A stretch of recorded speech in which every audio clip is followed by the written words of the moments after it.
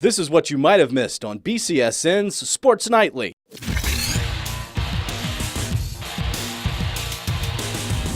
It is time to go inside the birdcage once again, brought to you by Overhead Door. And joining us, as always, Toledo Blade beat reporter John Wagner.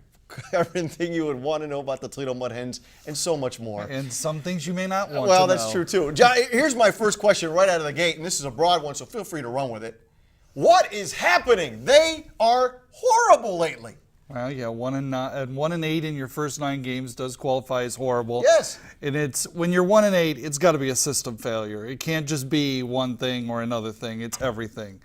And if you will allow me to run with it, let's run. Let's go. Offensively, obviously the team has struggled recently. And in particular, I use, and this is for all the seam heads out there, the phrase RISP, which means? ECT, find out what it means to me. Oh, come on now. Runners in scoring position. There it is. I knew you knew it. I like Aretha, though. Basically, long story made short, runners in scoring position are when you're at second or third base, the idea is drive them in. Yes. Okay? The Hens are doing very, very poorly with runners in scoring position. True. In fact, at one point this month, they were 4 for 33. I didn't bring a calculator. I'm not good at math either. It's just bad. It's point really bad. Yeah, it's bad. Point really bad. So that's a big problem. Obviously, you've got to have some success there. You'd hope, at the very least, you'd meet your season's batting average when you're hitting with runners in scoring position, 250, 260. The number officially is 121. Yeah. That ain't going to get it, That's not okay? good. The other end of it is the pitching has struggled. We've talked about the bullpen struggles. The ERA is 5 1/4. The next worst team in the International League is 4.5. It's not good. No, the gap is what makes it even worse.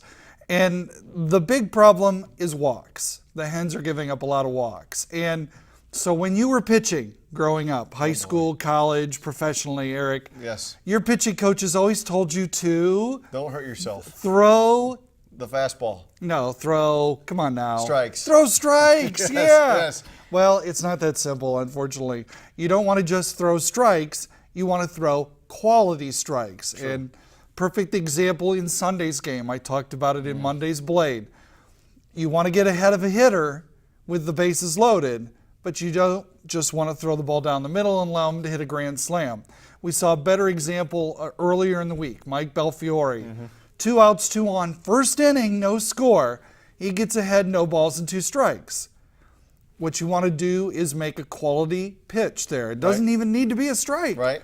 Maybe throw a breaking ball that bounces and you're trying to entice the hitter to swing and strike himself out, or go off the plate, or, well, no. He threw a breaking ball that basically was right over the heart of the plate, screaming, "Hit me!" And Travis Shaw hit it for a 3-run homer. That was very good. Animation brought to life.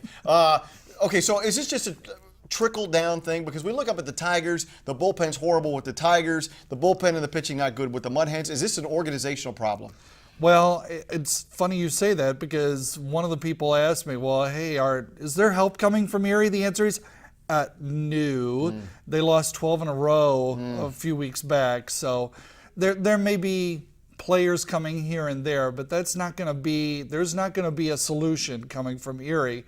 But there doesn't really have to be. In my opinion, if you've made it to AAA, you've shown the ability to get people out. True. You've shown the ability to hit with runners in scoring position. You would not be here if you couldn't do it. Right. So it's a matter of getting it done. Okay.